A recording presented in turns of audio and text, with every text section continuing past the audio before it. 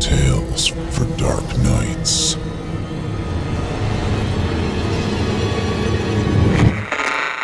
Want to make sure you never miss a Chilling Tales for Dark Nights video again? Be sure to subscribe and hit that bell to turn on notifications. In today's scary internet world, safety is a major issue, and that's why NordVPN has you covered. Over the years, NordVPN became a trusted online security solution used by over hundreds of thousands of internet users worldwide. It's now one of the most trusted privacy and security service providers in the world. Thousands of super-fast servers in 60-plus countries. 24/7 customer support with both live chat and email. 6 continuous connections with unlimited bandwidth and military-grade encryption. Double dead encryption for increased anonymity. Android and iOS apps to secure your mobile browsing experience. Great reasons to check them out. Right now, you can get 68% off a 2-year plan, plus 1 additional month for free, when you go to nordvpn.com/scary or use code SCARY. This special offer makes your subscription just $3.71 per month. It's risk-free with Nord's 30-day money-back guarantee. So what do you have to lose? Aside from the fear of getting hacked and losing your identity. I'm sure we have all been there in the past. I have. And now I'm completely protected with NordVPN and have much less anxiety about being online. All you need to do is go to nordvpn.com/scary or use code SCARY and let them know that Otis sent you.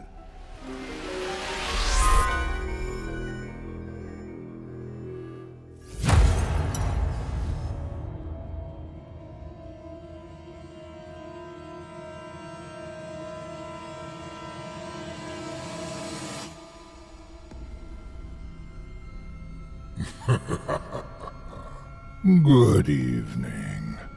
I'm storyteller Otis Jiry, and I ain't your grandfather. From where I'm from, we don't do bedtime stories.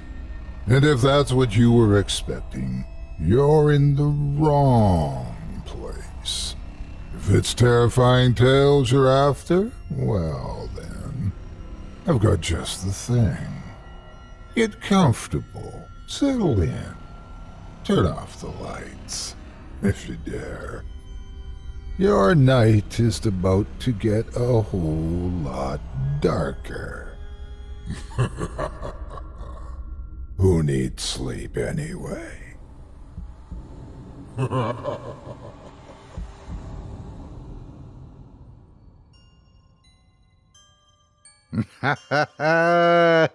Good evening. You're listening to Scary Stories Told in the Dark.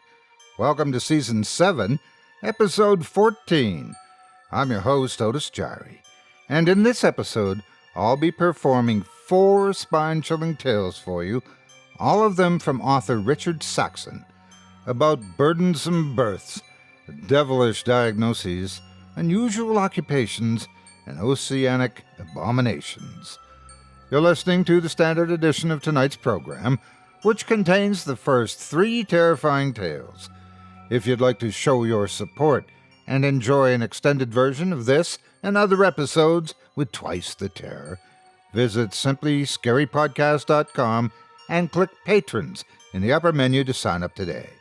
Thank you for your support. Now, it's time to take a walk together down the moonlit trail. So lock your doors, turn your lights down low, and settle in. The show is about to begin. Our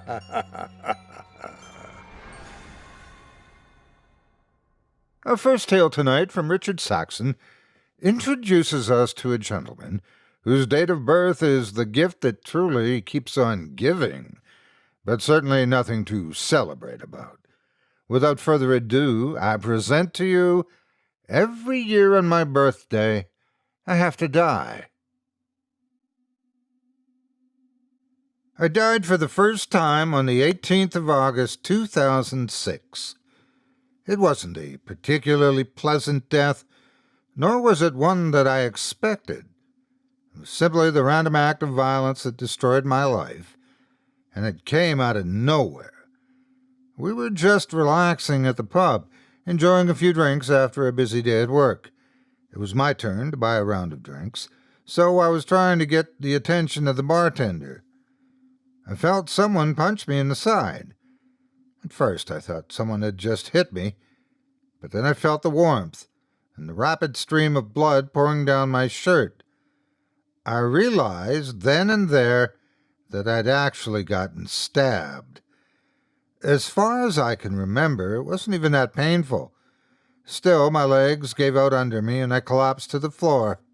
Even then, I was worried more about ruining my expensive suit, ignoring the fact that I might be dying. Oncoming death is funny like that. Everyone thinks they're the exception, that they'll get out from whatever horrible situation the universe has thrust upon them. At least that's what I thought, as the life drained from my body. The world around me just faded to black, and before I knew it, I had just died. Then there was the void. At first it was little more than darkness, only broken by weird shapes and colors in the distance. As I regained a sense of surroundings, I was dragged toward a new world, one without pain or suffering or death. All there was were people on a journey to different destinations. Whether they all had died like me, or if they weren't born yet, I didn't know. All I knew was that I wasn't afraid anymore. The worries, the anxiety, and all my fears had been left behind. A light appeared in the distance, endlessly far away.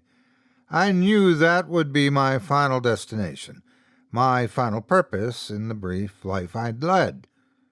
Unfortunately, I never managed to get that far.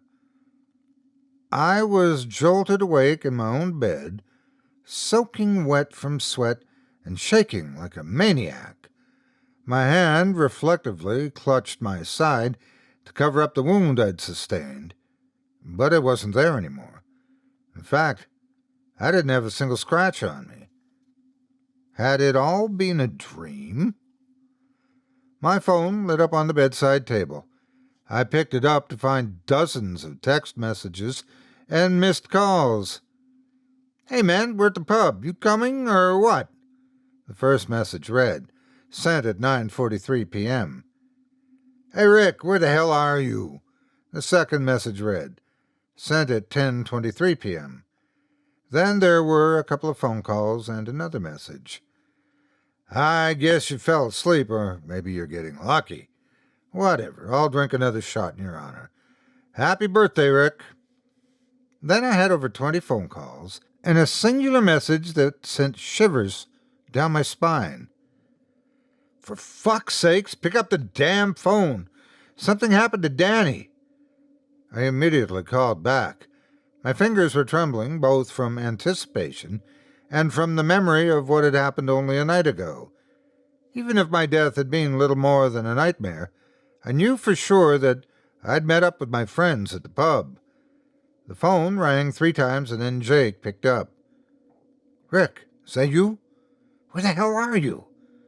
Jake asked with a panicked, tired voice. I don't know what happened. I guess I fell asleep."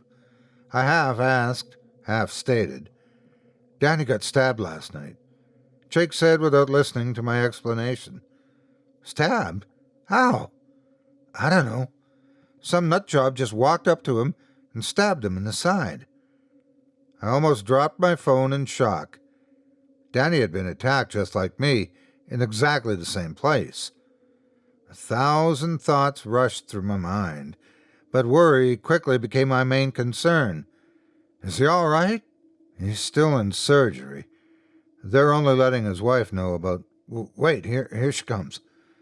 Jake put his phone down, but I could still hear the muffled sound of their discussion.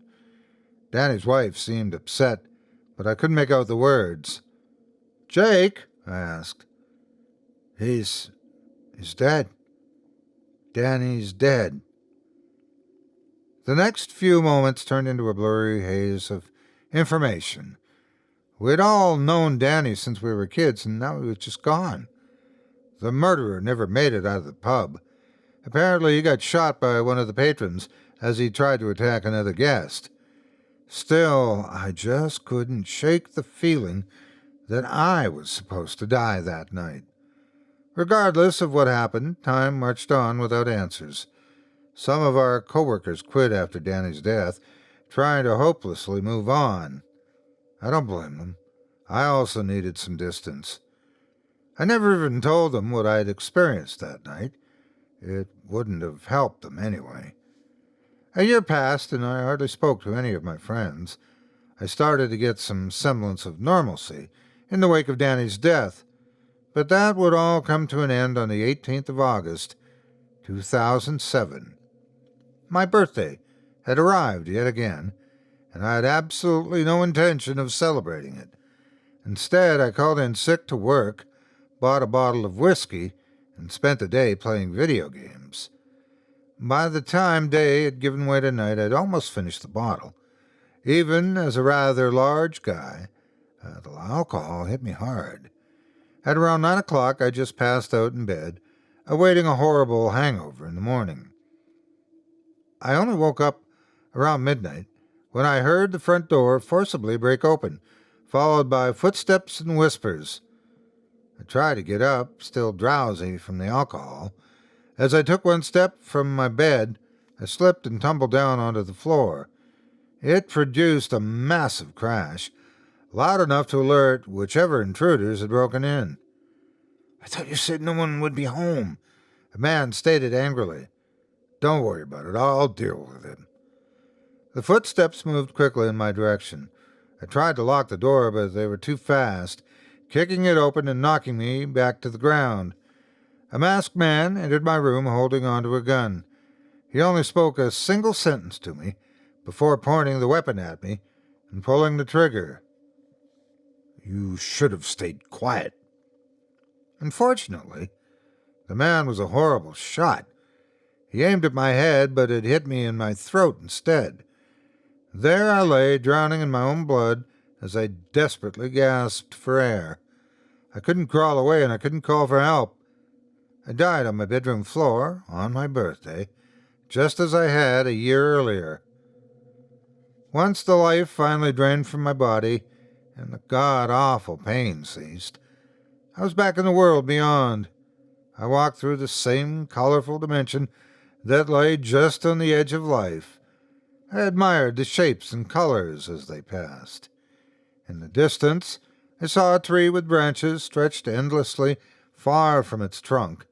From each branch dangled a person, real but not existing in our world. I wanted to visit them, but that wasn't my destination, because just like before, I would awake in my own bed, unharmed by the events from the previous night. My phone buzzed, and I was filled with unfathomable dread. I still couldn't quite believe it, but I started to understand that someone would take my place in death. "Hello?" "Rick, it's Dad. Your mother, she passed away last night." A lump formed in my throat.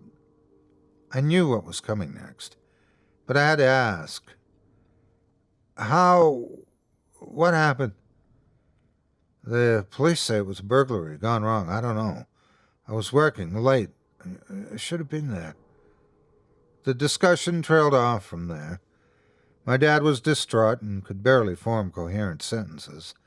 He blamed himself for not being there, but I knew the truth. It was my fault. During the next 2 months, he fell into a deep depression. I couldn't blame him. He'd just lost the love of his life. I moved in with him just to help him pick up the pieces. He put on a strong face, trying his best to keep the ship afloat, but I could tell how close he was to breaking down. If only I'd been there. "It wasn't your fault, Dad. Had you been there, you might be gone too. You don't know that." But I did know, because the burglars weren't ever supposed to visit my parents' house. They were supposed to kill me. I had to come clean. I had to let them know the truth. But how could I? Half a year passed, and the secret ate at me. After everything that had happened, I still don't know how to explain it. Still, I decided it was time to share my curse. Dad, can we talk? Yeah, what's going on? He asked with a worried expression on his face. He knew me well, and he could tell a heavy burden was weighing me down. I started by telling him about my first death, down to the smallest detail. Of course, it matched everything that people had witnessed in the pub that night, even the location of the stab wound. I told him Danny had taken my place in death and that I felt guilty. Naturally, he was skeptical at first. But then I told him about my mother. I didn't spare him any details. I told him where I'd gotten shot, that the door had been broken down, and that there were 2 robbers. Every detail matched perfectly down to the letter. I'm so sorry, Dad. It was my fault. I killed her. He just sat there in silence, processing what I'd just told him. It wasn't your fault. I was confused. There wasn't a single ounce of anger in his words, only overwhelming empathy. How could you say that? She didn't have to die. He mulled over his next words carefully before speaking. You didn't do anything wrong, Rick. You just went about your life, and these things happened to you. I don't know why you've been brought back, or even how, but you're not to blame for what's done to you. So you believe me? I asked. He nodded and embraced me in a hug. Suddenly I wasn't alone in the world anymore. Someone knew what was happening to me. What if it happens again? Then we'll get through it together. He stood by these words, even as my next birthday rolled around. That death was tamer. I just slipped in the shower and broke my neck. The last thought that went through my mind as I left the world for the 3rd time was, how fucking cliche. Once again I woke in my bed. I called out for my dad, making sure he was still alive, horrified that he might have taken my place. I couldn't even breathe until he came rushing to my side, asking what had happened. I broke my neck, but I'm fine, I think. It took a while before I figured out who had taken my place that time, but once I had heard my boss had died, something broke inside me. He was the kindest man I'd ever met, and just like me, he slipped and broken his neck. That was the final straw. It was neither some bizarre coincidence I could brush off, nor a premonition. I decided then and there that I couldn't live with the responsibility. I had to put a stop to it, even if it meant giving up my own life. I figured that if I took control of my own fate and killed myself outside of my own birthday, maybe I could prevent more people from dying. First, I left a long letter to my father, explaining why I'd chosen to leave. I couldn't face him in person. I knew he'd just try to talk me out of it, but it was something I had to do. I couldn't allow any more people to die on my behalf. Alas, fate is a fickle bitch. No matter how hard I tried, I just couldn't end my own life. I tried hanging, but the rope broke. Then I tried to shoot myself, but the gun jammed. When that failed, I tried to drive my car into a tree, but I somehow survived that as well. Any attempt was met with failure. All I could do was wait for my next birthday and let someone die in my place. No matter how many times I tried, I couldn't die. I was a slave to destiny, and it was destroying me. In 2009, I was hit by a drunk driver, and my girlfriend took my place. In 2010, I drowned, and my kind neighbor had to go through that death. In 2011, I died from a brain aneurysm, which ended up killing my aunt. And so on and so on. Each year I'd die and a person close to me would take my place. I kept trying to find a way out, but fate wouldn't have it. Years went by, and on the 18th of August, 2019, I would die for the 14th time. I'd already fallen sick a week earlier, much to the doctor's confusion. According to each and every laboratory value, I was fine, yet I kept getting sicker. My father and I both knew my time was near, but we also knew I'd be forcibly brought back. Then, at midnight on my birthday, my heart just gave out. I was jolted awake in my own bed, and the sickness was little more than a distant memory. "Dad?" I called out. No response. I got out of bed and called his name again. I was met with silence. I didn't have to call out a third time. I already knew what had happened. I carefully walked into his room, horrified at what I knew would come. He was dead, just gone from a heart attack. He'd taken my place, and I could do nothing to save him. The funeral came and went in a blur. The only noticeable thing was the missing seats from the people who had passed before him. Some of them had lived their own lives and died as nature intended, but a number of them were supposed to live on. Instead, they'd just taken my place in death. I inherited a number of things from my father. Among them, I found a letter addressed to me. It looked rather worn, so I could tell he'd written it a long time ago. "Dear Richard, today is your birthday, and it has officially been a year since your mother passed. While I miss her greatly, I'm thankful to still have you around. I know that if she was given a choice, she would want you to live. I feel the same way. We both know that I might one day take your place in death. Never doubt that I would happily give my life if it meant that you may live. You didn't choose this curse, so never blame yourself. Just do what every person is supposed to do. Appreciate the people around you, because you never know which day might be their last. I love you, Dad." Since I read that letter, I've been looking for a way out. My father might want me to stay behind, but how can I live on, knowing that I'm taking someone's place? I've long since left town, living by myself in a cabin somewhere away from people. Hopefully, if I have no one left that cares for me, people will stop dying. At least until I can figure out not only how to die, but how to actually stay dead. I'm sorry.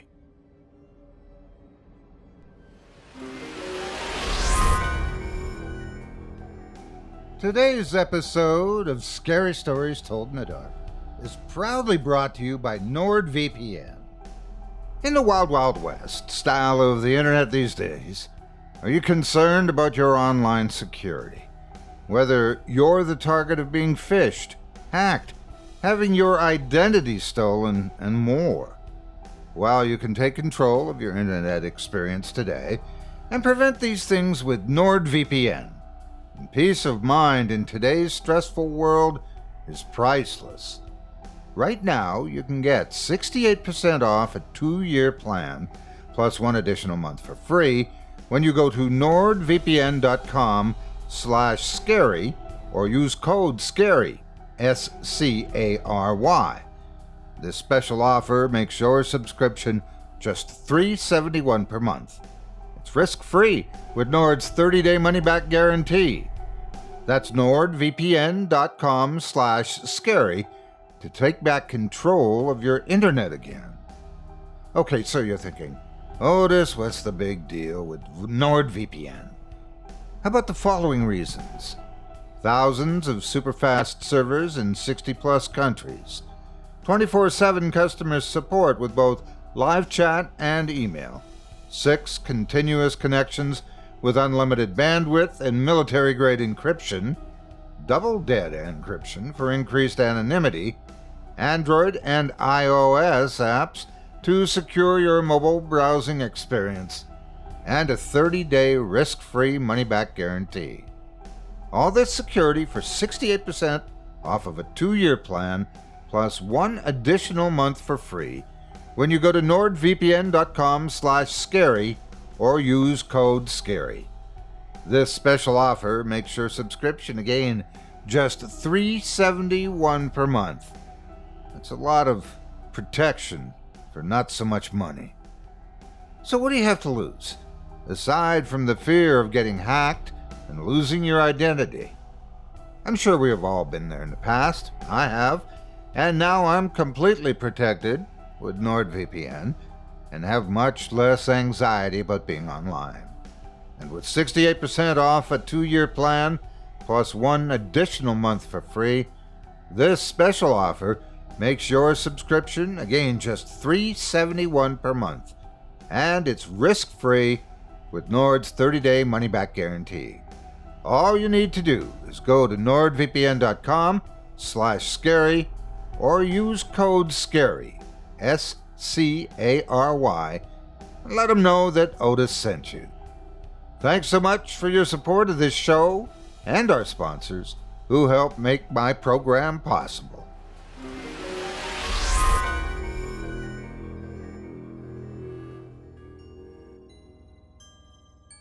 I hope you enjoyed Every Year on My Birthday, I Have to Die, as written by Richard Saxon and performed by yours truly. If you enjoyed that first story and would like to see more of Mr. Saxon's work and help support him while you do, I'd like to encourage you to pick up a copy of his collection of stories when it's released and sign up for his mailing list to get the latest updates on its progress via a link on his author profile at creepypastastories.com. To check it out, visit simplyscarypodcast.com/Saxon.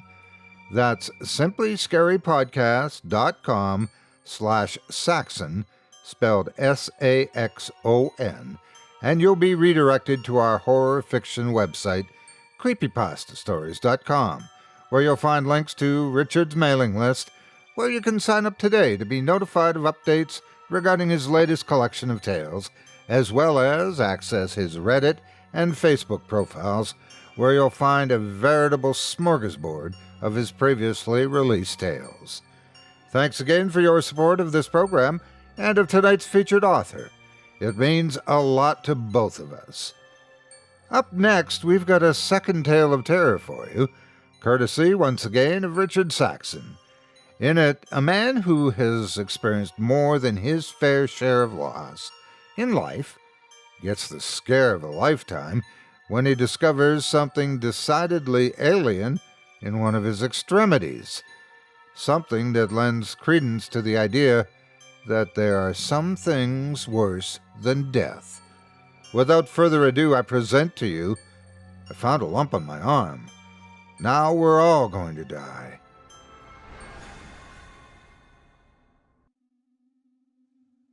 Mortality's a weird thing. It hits you like a bag of bricks once you make it to your late 20s or early 30s.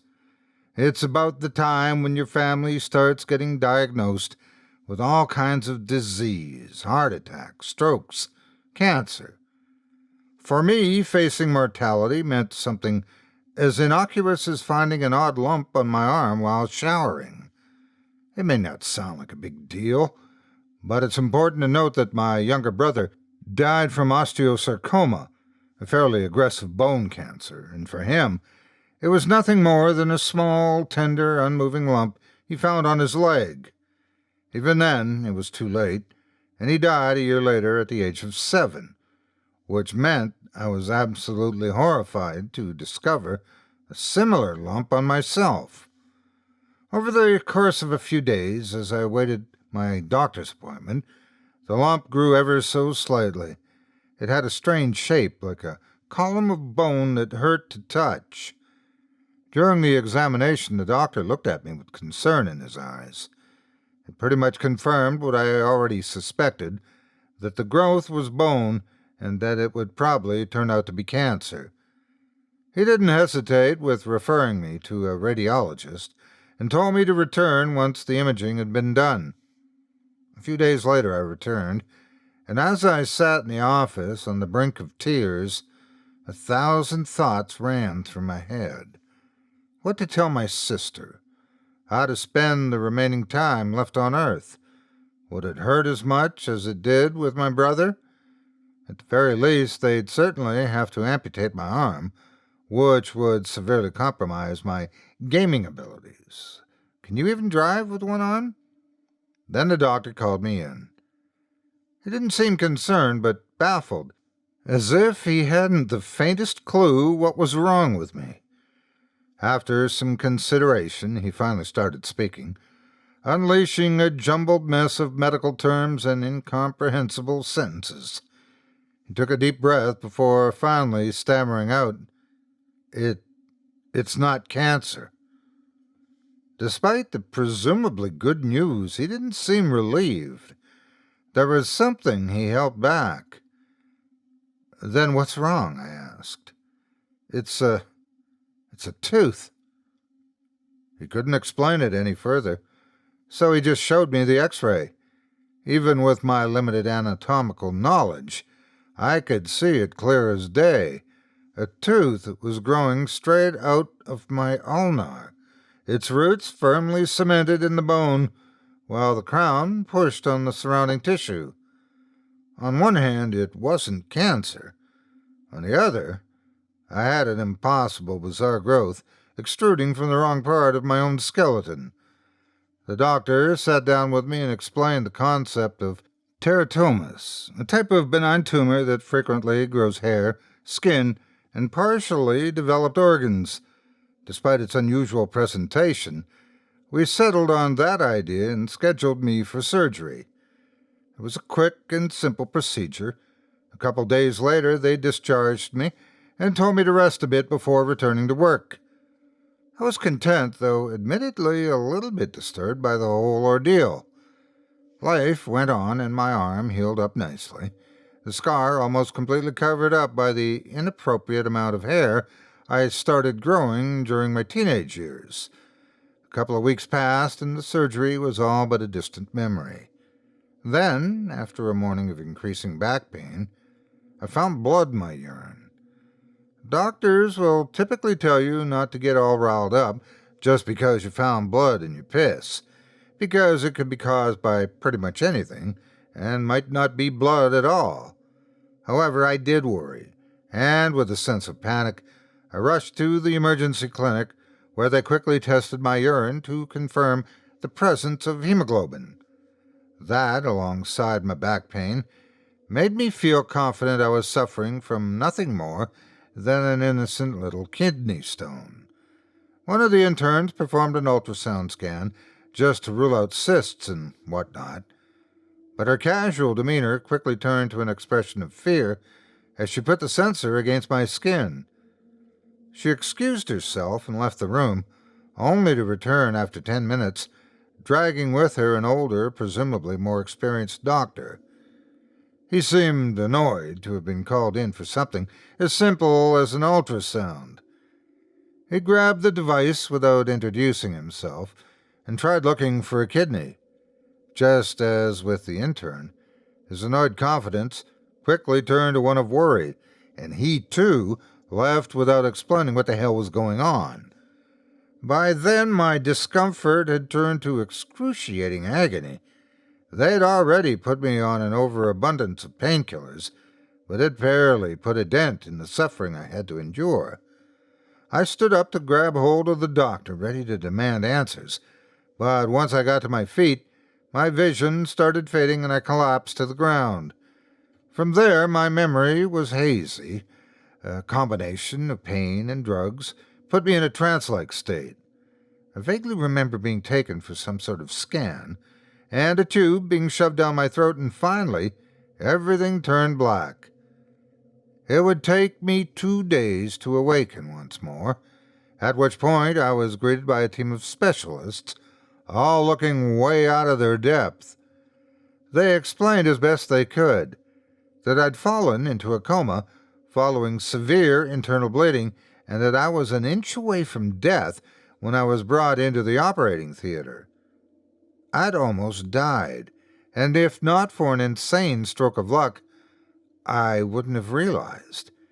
Despite the success of the surgery, they still seemed nervous, and I could tell there was more to the story. After a lot of talking around the point, and even more bizarre medical terms I couldn't possibly comprehend, I got mad. Just tell me what the fuck is happening to me.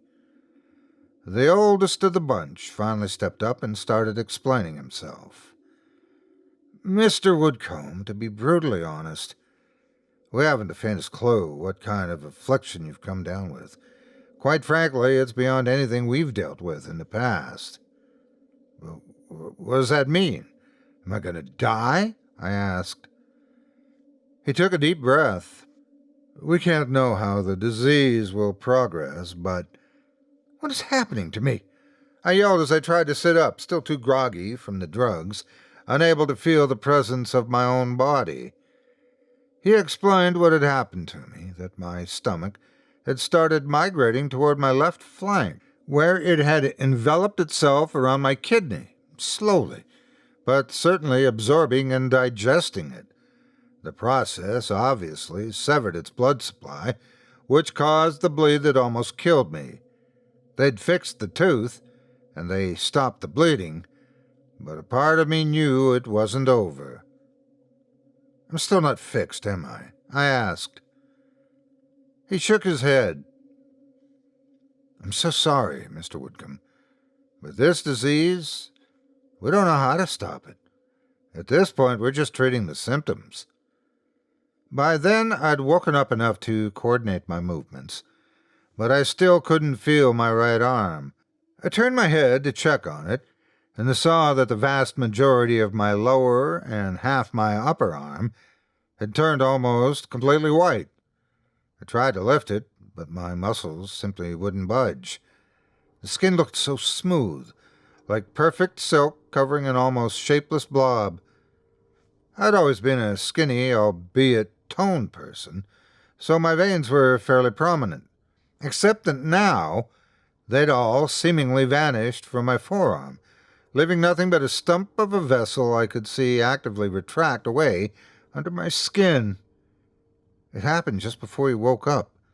There was no time. We couldn't... What the fuck is happening to me? I asked once more. We don't know, he said.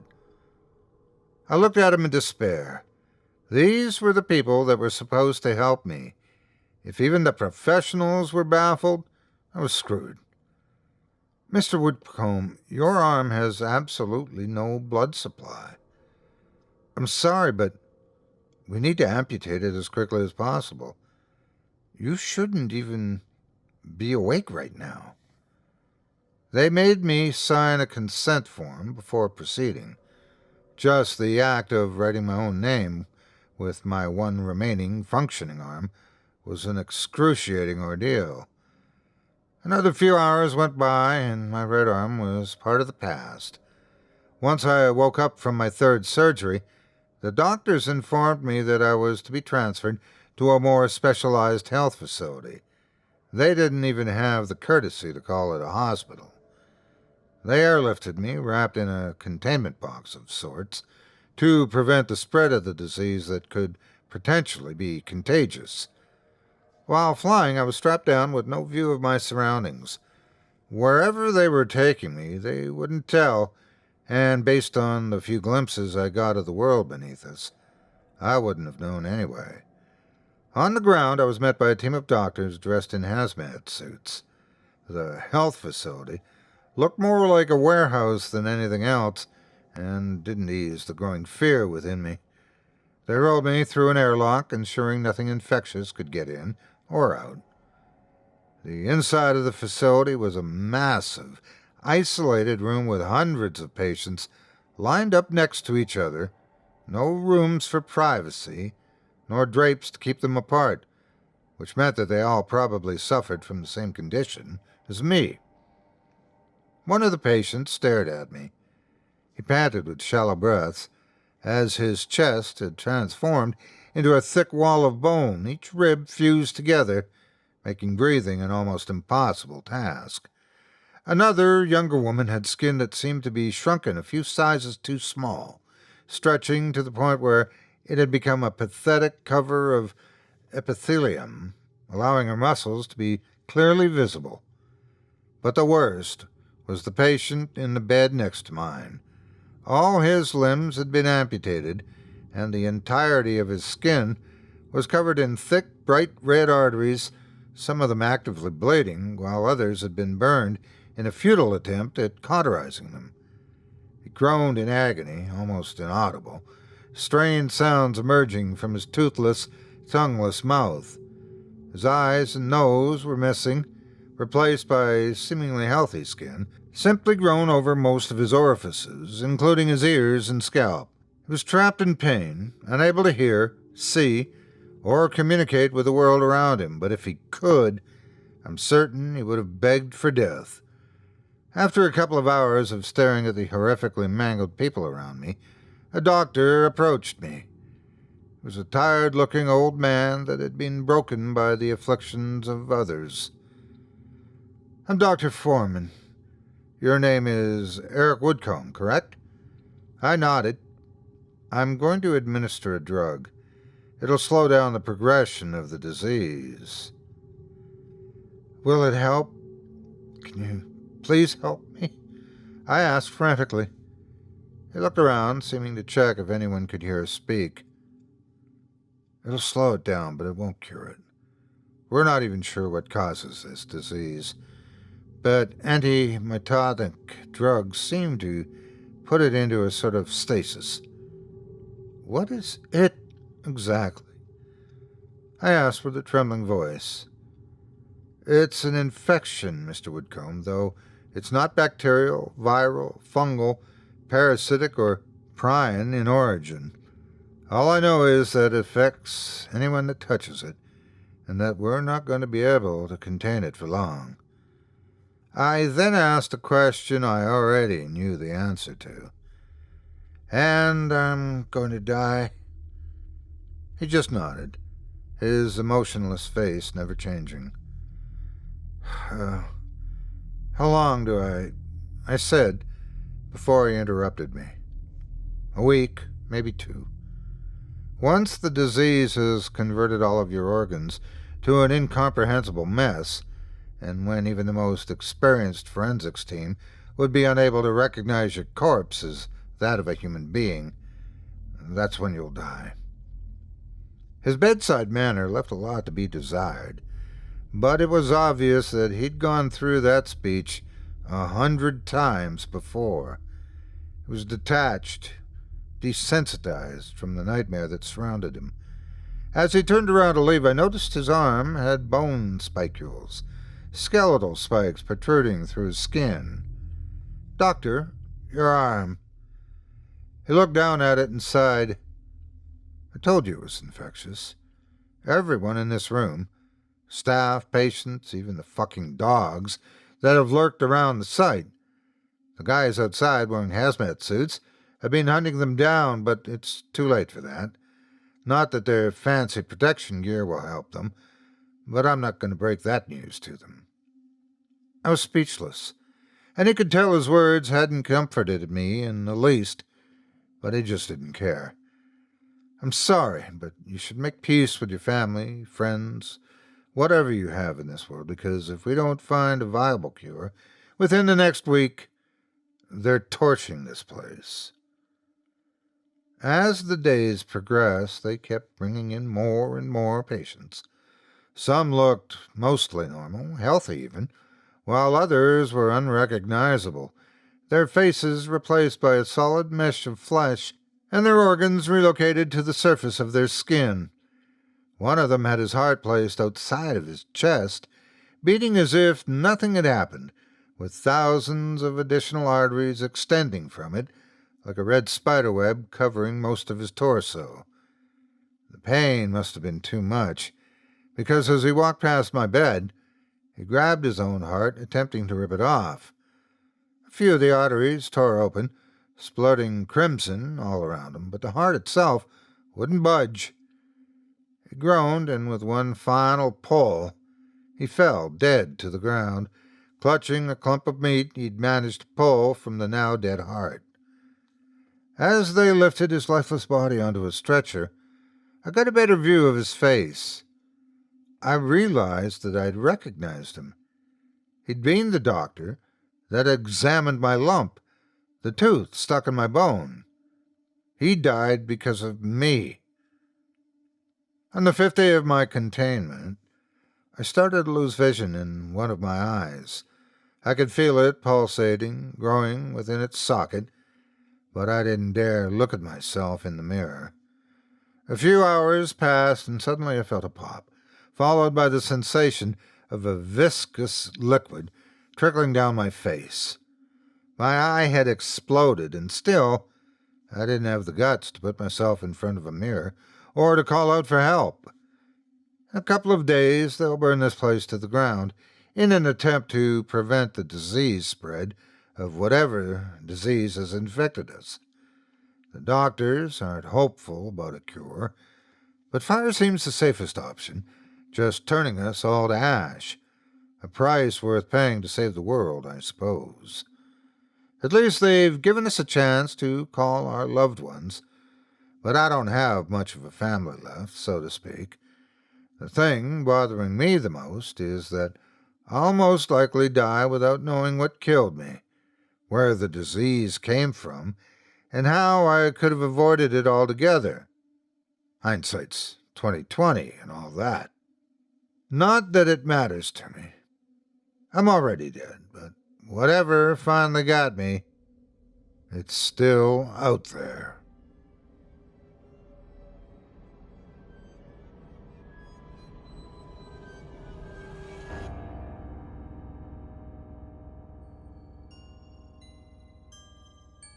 I hope you enjoyed I Found a Lump on My Arm, Now We're All Going to Die, by author Richard Saxon, as performed by yours truly. Up next, we've got a third dose of darkness for you, once again from Mr. Saxon. In it, we once again descend into the rabbit hole of death. In this tale, however, our protagonist is not on the receiving end of the Reaper's sickle.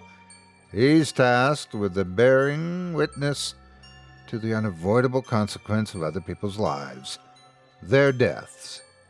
Without further ado, I present to you, my job is to watch people die.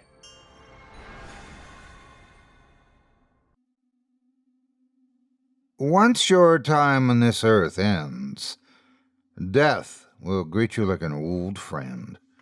Whether you embrace it with fear, hatred, or acceptance is a question that cannot be answered before you stand at its door.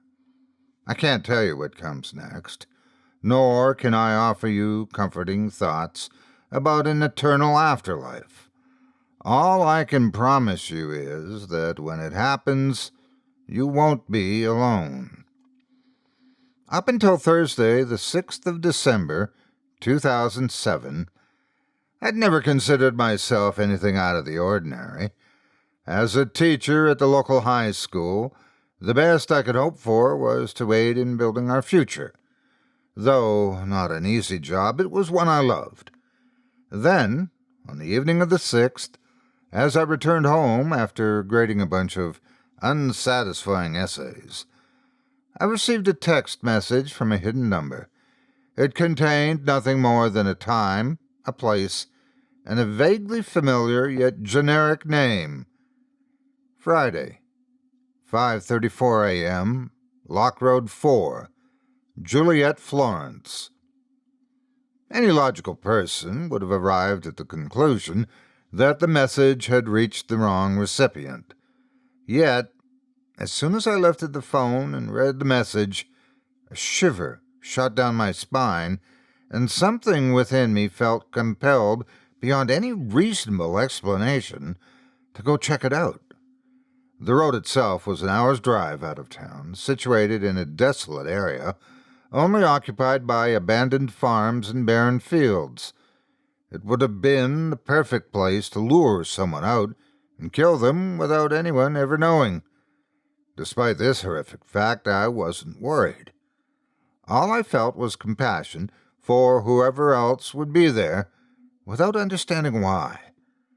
I couldn't accurately explain the immense feeling of purpose that had arisen within me.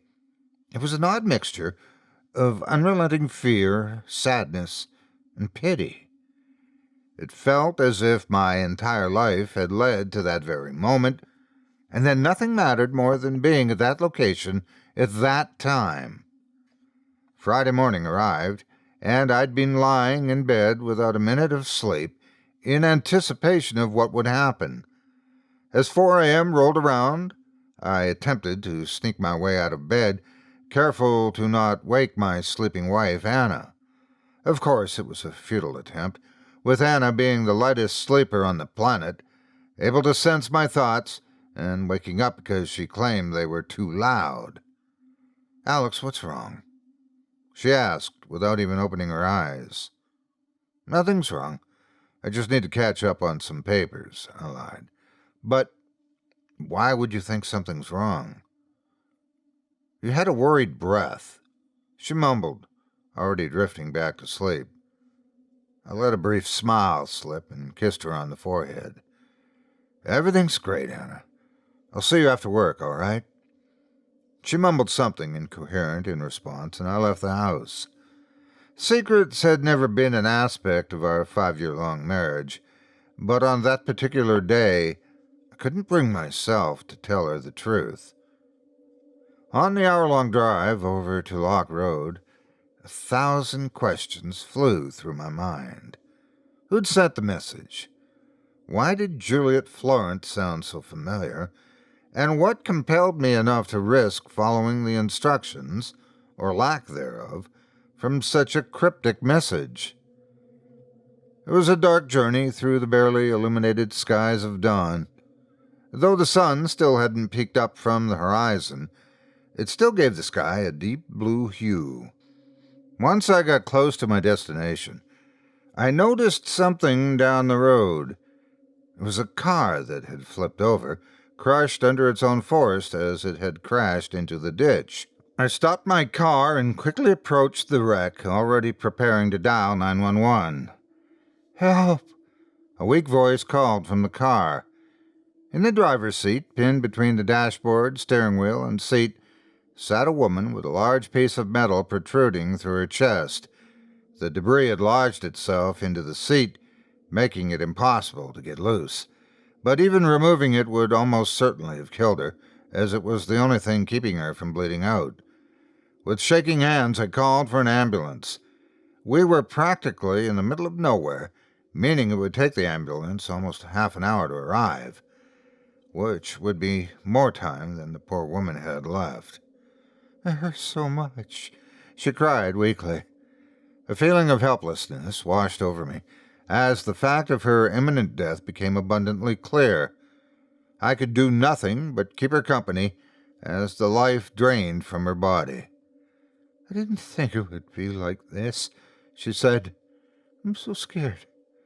"You'll be all right. Help is on the way," I lied.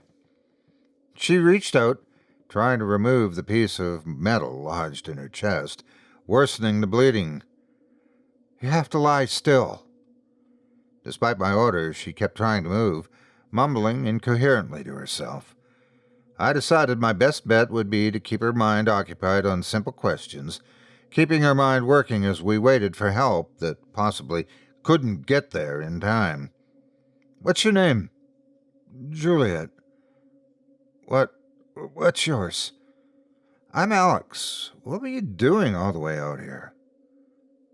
"Alex? Oh, no, I'm sorry," she said senselessly, barely audible before she started to lose consciousness. No, Juliet, stay awake." I said it loud and with purpose, awakening her for just a moment. During the last few seconds of her life, she just stared into my eyes and whispered for the second time, "I'm sorry." Then she stopped breathing, and I could do nothing save wait for the ambulance to arrive. I felt numb, empty after having so futilely witnessed someone's life end suddenly and unexpectedly. The emergency services came to the scene and took her lifeless body away, while the police asked me a couple of questions to clarify what had happened. She seemed so familiar, and she responded so oddly when I told her my name, but I couldn't put my finger on it. I returned home without going to work. Anna had the day off and immediately noticed something was off about me. I broke down and told her about the accident. I told her I'd watched the poor woman die, confused and afraid, and that I could do nothing to help. What I didn't tell her was that a text message had told me to be there, not because she wouldn't believe me, but because something deep within me prevented me from uttering the words.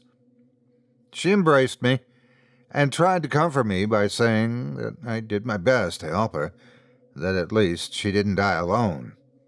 It was a minor detail, but had I not been there, she might have just faded away, rotting for days before anyone else passed down that desolate road. That should have been the end of it. Weeks passed, and I slowly got over the trauma. Then, as I headed to work one cold morning in January of 2008, I received another message.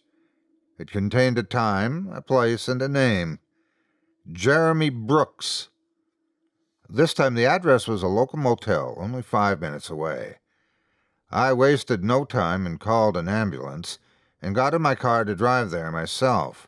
Being far closer than the hospital, I arrived before the ambulance. I rushed inside the apartment complex and barged through the unlocked door. There, on the couch, a man sat that I presumed to be Jeremy, pale as a sheet, and bleeding profusely from large gashes on each of his forearms. It was apparent that he'd slit his own wrists, and he simply sat himself down as he awaited his rapidly approaching end. He looked up at me with a fearful expression on his face. "Who are you?" he said as he fell over, too weak from blood loss to keep himself upright. I grabbed a T-shirt off the floor and wrapped it as tightly around his arm as I could. Even with 3 layers, it hardly seemed to stop bleeding. "Come on, don't do this. Stay with me," I said as I looked for something better to wrap around his wound. Despite my best efforts, there was little I could do for him. Jeremy tried to sit up, but in his weakened state, he just kept slumping over.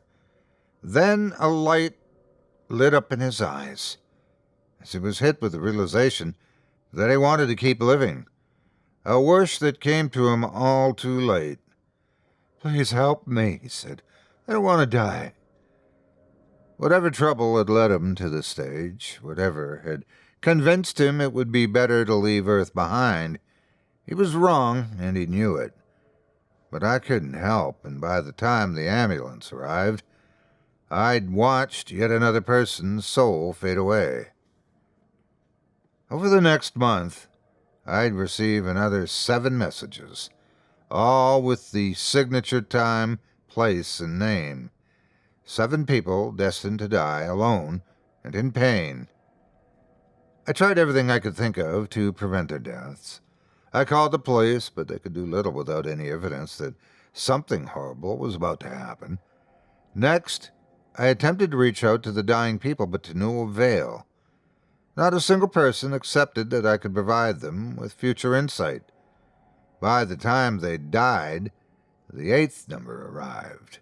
I had long since decided to just ignore them. Why expose myself to the harsh reality of death if I could do nothing to help? Of course, that just happened to be the one time Anna was looking over some photos she'd taken of us together. The message interrupted our session, and she immediately started questioning me. Oddly enough, I'd shut off notifications, yet the message came to taunt me at the most inopportune time. "What's this?" she asked. I quickly snatched the phone out of her hand, but the damage was already done. "What was that message?" she repeated sternly. "It's nothing, honestly. It's just something from work." I lied poorly. "Alex, don't bullshit me. You've been acting weird for weeks." It was true. My random disappearances, my denial that anything had been wrong. I couldn't hide it any longer. I don't... The words got stuck in my throat. 1,000 thoughts ran through my mind. I knew how suspicious it all seemed. I expected accusations of cheating, a hidden drug addiction, or worse.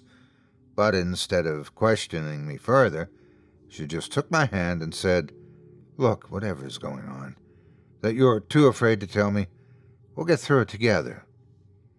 While we stood there with tears welling up in my eyes, someone knocked on the door. It was the police. "Alex Moore?" One of the officers half asked, half stated. "We're here regarding the death of Juliet Florence, and we need to ask you some questions."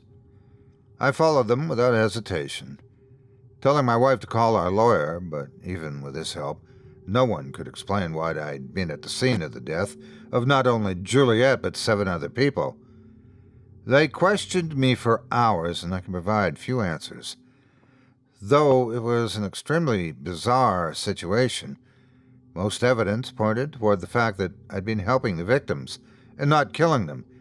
In the end, they let me go, but the investigation was pending, and at any moment, they could have come for me.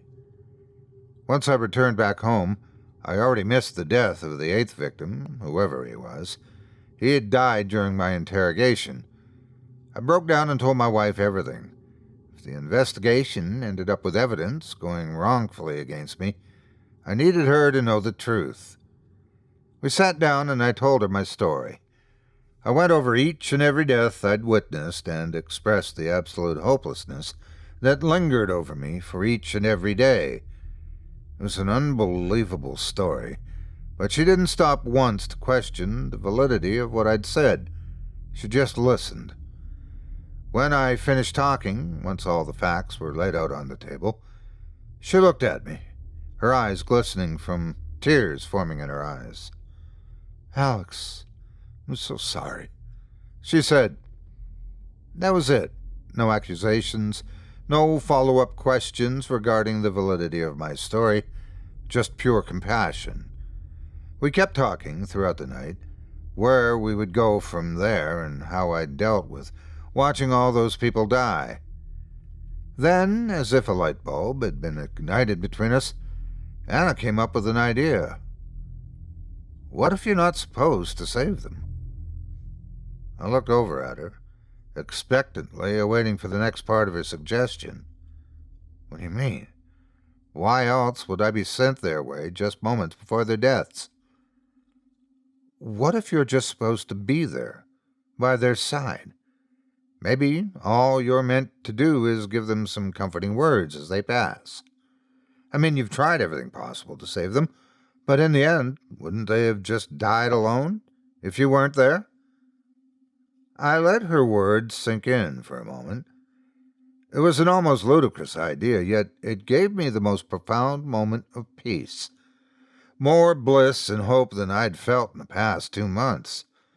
She was right, there was no logic behind the feeling, but I knew it had to be true. So I patiently waited for the next message, and it wouldn't be long before it arrived. As it so happened, it would be my next-door neighbor, an elderly woman whose name I barely knew, but who I know had become a widow last year after her husband lost a long-winded battle with cancer.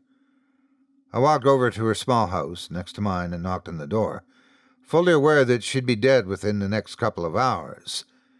She was a lonely woman, eager just to have someone to talk to, and I regretted not spending more time with her before. She'd always been friendly to me, offering cake when she baked, asking about my work as I passed by in the mornings, but I'd always been too busy to appreciate it. I made no attempt at warning her about her ultimate fate. Instead, we just talked. She told me stories about her husband, and I just listened intently to each word she spoke. She smiled as the memories flowed back, ones of a life well spent, a happy one. As her time grew closer, she started feeling tired.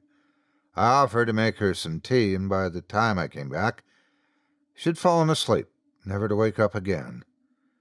On her face I could see an expression of peace, and I knew she hadn't been afraid.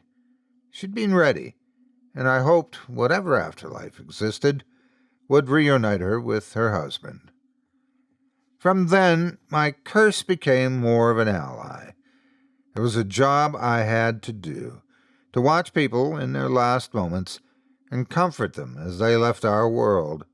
I did my due diligence and alerted the authorities after each event, but it was nothing more than an anonymous tip, enough to lead them to the scene, but not enough to add suspicion. I simply held their hands or gave them a few words of comfort. I tried getting close to them before their last hour, be it just to strike up a friendly conversation or to buy them a drink at the local pub, and most left with a look of acceptance as if they trusted my assurances that everything would be fine. Years went by, a whole decade of helping people pass peacefully to the other side. The power I'd called a curse so long ago had become a welcome gift. Then, in the late days of last year, as Christmas rolled around once again, Anna and I were wrapping presents for the holiday festivities and family dinners. I'd gone almost a month without receiving another name, but that would end quickly when I received another message that shattered my life with these simple words. Saturday, December 7th, 11:43 p.m. Anna Moore. I froze in place and just stared at the name highlighted on my phone. Anna quickly noticed my absence from rapping and jolted me back to attention. "You got another name?" she asked. I nodded, not needing to speak another word for her to understand. The look of horror on my face said it all. "Oh, how long do I have?" she simply asked, her normally cheerful voice turned dull and empty. "We need to go to the hospital," I demanded, knowing fully well that preventing the deaths was an impossible feat. "Alex, don't," she said before I cut her off. "We can stop this. It doesn't have to happen." We argued for a bit, and she seemed oddly calm throughout the discussion. In the end, she agreed to get a checkup, if only to calm me down. Of course, with a woman that appeared perfectly healthy, without as much as a cough, the doctor could only run her through the basic tests. To look for anything substantial was a futile task, as most tests would take weeks to return, which was time we didn't have. In the end, we were sent home without a single answer. "What if we leave? What if we just got out of town for a few days?" I suggested. "Has any of the 100 people survived?" she asked. She already knew the answer. I didn't have to say it out loud. Without a place listed in the message, it became apparent that she'd meet her fate wherever she was. So we decided to make the best of what little time we had left. The following days, Anna stayed brave, putting up a beautiful facade of acceptance and joy. We reminisced about the times long since past, looked over photos, and held each other for hours. At night I could hear her cry in the living room, terrified not of what was to come, but of what she'd leave behind. I did my best to comfort her, but there was something hidden under the layers of love and support. Resentment. "I wish you'd never told me," she said. "You should have just let me meet my death, ignorant like everyone else." She was right. I had taken away one of the most beautiful things about life, its uncertainty. The idea of our temporary, fleeting existence here on Earth, the fact that any moment might be our last. The thing that makes us so tragically wonderful, and I'd taken it away. Despite that, she never stopped loving me, and on her final day, she made me promise to never give up. There would be people that needed me after her demise. They would be alone at the final step in their life, and I couldn't let them down. Once her time came, it was nearing midnight. We both agreed not to mention her rapidly approaching death. She asked if we could go outside to just look at the night sky one last time, to kiss under the moonlight, like we did on our first date. But it wasn't meant to be. No sooner had she stood up than she collapsed to the floor with no warning. According to the doctors, my wife had suffered from a deep vein thrombosis. Basically, a clot had formed in her leg, to subsequently break off, traveling all the way up to her lungs where it caused a pulmonary embolism. It killed her within seconds. The love of my life had died, yet the names never stopped coming. I was depressed, broken, and without the will to follow orders. I wanted to ignore the names, but I made a promise to keep going. For the next 2 months, I chased down dying names as I got them. 5 victims that didn't have to suffer alone. I approached them, made them feel comfortable, and held their hands as they passed. But each name crossed off my list took away chunks of my own soul. Without Anna to support me, I had no energy to keep going. I just had to wait until whoever ruled my life finally released me from my curse. So I did, up until last night, when I received another message, one that differed from the rest. This time there were no names, no places, nor a time. I was faced with nothing more than an innocuous question. Are you done? My mind raced. It was such a simple, yet overwhelming question. What would happen if I said yes? Would I finally be free? I thought long and hard, before deciding that I fulfilled my duty, that my time had come to let go, and let life happen the way it was meant to. Yes, I typed into the phone. Within a second, I got a response. Who will be next?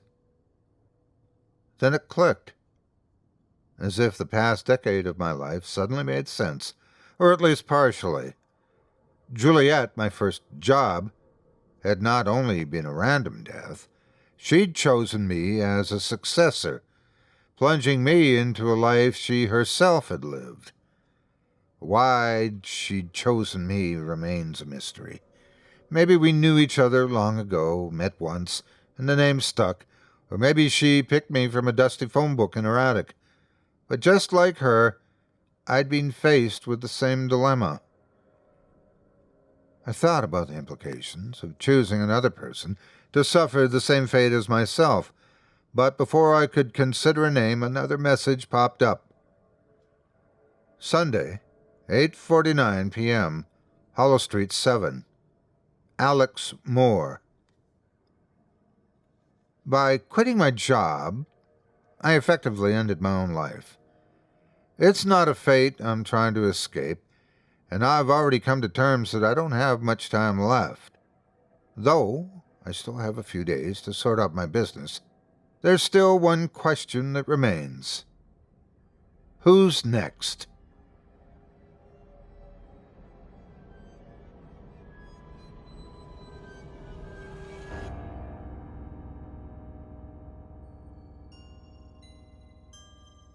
I hope you enjoyed My Job Is to Watch People Die by author Richard Saxon, as performed by yours truly. If you enjoyed the tales you've heard tonight, I'd like to remind you one last time that tonight's featured author has a book coming out soon, and you can get more information about it via his mailing list. But you need to sign up to get updates. So you can sign up for his list as well as access links to Richard's Reddit and Facebook profiles by visiting simplyscarypodcast.com/Saxon. That's simplyscarypodcast.com/Saxon, spelled Saxon. You'll be redirected to our horror fiction website, Creepypastastories.com, where you'll find all the links I just mentioned.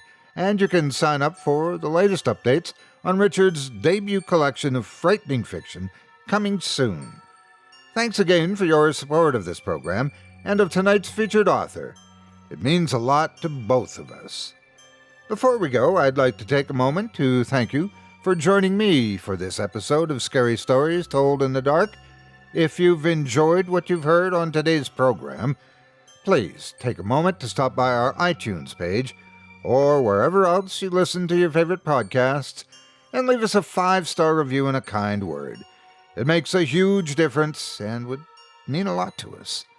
If you'd like to hear a premium extended edition of tonight's and all of our other episodes featuring Twice the Terror, visit simplyscarypodcast.com today and click the Patrons link in the menu at the top of the screen. You'll find yourself at chillingtalesfordarknights.com, where you can purchase season passes for this podcast and our other quality storytelling programs. Or become a patron for as little as $5 per month and get access to our entire audio archive dating back to 2012, all of it ad-free. If you happen to use Facebook, Twitter, Instagram, or YouTube, you can follow and subscribe to Chilling Tales for Dark Nights there, where you'll get all of our latest updates and new releases and have the chance to interact with us each and every week. You can subscribe to me on YouTube as well at the Otis Jiry channel, where you'll find releases of my series, Horror Storytime, dating back to 2014, and you can find me on Facebook, Twitter, and Instagram too. Just search for Otis Jiry. Until next week, stay spooky and get some sleep. If you can.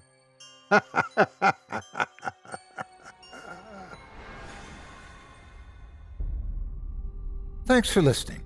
You've been listening to Scary Stories Told in the Dark, a production of Chilling Entertainment and the creative team at Chilling Tales for Dark Nights, and a proud member of the Simply Scary Podcasts network. Visit simplyscarypodcast.com today to learn more about our network and our other amazing storytelling programs. Tonight's program was hosted, and its featured stories performed by yours truly, Otis Jiry. Selected stories have been adapted with the kind permission of their respective authors. Original music provided by Luke Hodgkinson and Jesse Cornett. Sound design and final mixing and mastering provided by executive producer and director Craig Groshek. Program's artwork and logo by David Romero. If you're looking for some fresh tales on a daily basis while waiting for the next podcast, check out my YouTube channel, the Otis Jiry channel, and my extensive collection of narrated tales there. Simply search on YouTube by my name and you'll find me.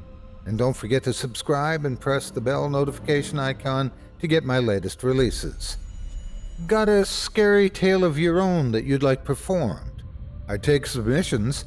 Email it to me today at otis@simplyscarypodcast.com to have your terrifying tome considered for production in a future episode of this show. That's OTIS@simplyscarypodcast.com. If you've enjoyed what you heard on tonight's program and are joining us on your favorite podcast app, subscribe to us to be sure you never miss an episode, and leave a 5-star review and a comment. Your feedback means a lot to me. You can also follow Chilling Tales for Dark Nights and yours truly on Facebook to connect anytime and get the latest updates on this and other programs and my channel. If you're listening on the Chilling Tales for Dark Nights YouTube channel, do us a favor and hit the subscribe button and the bell notification icon for ctfdn as well to get more spooky tales from me and the crew and another episode of this program each and every Wednesday. And don't forget to hit that thumbs up button to tell us how we're doing and leave a kind word or a request. And don't forget to visit us at chillingtalesfordarknights.com and consider supporting the team by becoming a patron. In addition to helping us out, you'll get exclusive access to our audio archive and ad-free downloads of all your favorite stories, including those you've heard on this program. As for me, I'll be back next Wednesday with more terrifying tales to keep you up all night. But that's all right. Who needs sleep anyway?